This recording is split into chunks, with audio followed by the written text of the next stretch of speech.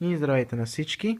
Днес ще отворя ето тези три бустера, един муви пак и два... няма да казвам името, защото не съм сигурен, че го изговоря правилно, просто си го напиша в заглавието. Вие го виждате ето тук. Така че, да, добре, сега ще започна с муви пака. Да видим какво ще ми се падне. Добре, после ще ги чета и имената няма да ги казвам също. Може да си ги видите картите. Lemon Magician Girl. Добре, това не е лоша карта. И това може и да е някаква добра карта. Пак казах, няма да казвам името, но не изглежда зле. Ето, ако искате толкова да видите ефекта. Не съм сигурен, че ще фокусира както трябва. Да, ето фокусира. Можете да си спрете на пауза и да видите. Другите, айде мога да ви ги покажа набързо, ако е фокусирал имената или да си ги проверите, ако ви интересува. Но то те са много лъскави, ама тук Lemon Magician Girl го изговарям много правилно. Така, добре, приключихме с тези карти.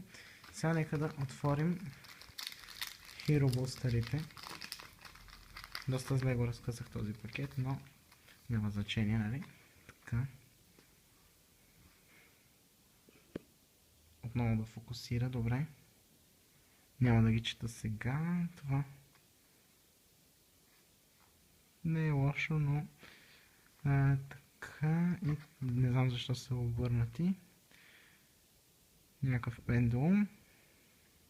Предполагам, видяхте имената. Ще ги разглеждам после. Тази не беше лоша карта, мисля, че съм я виждал.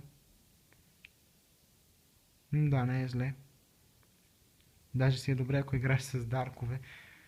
Аз може би в скоро време и с даркове да игра, в момента игра с White Monsters, но смятам да правя някакъв Hero Deck, ще видя какво ще стане.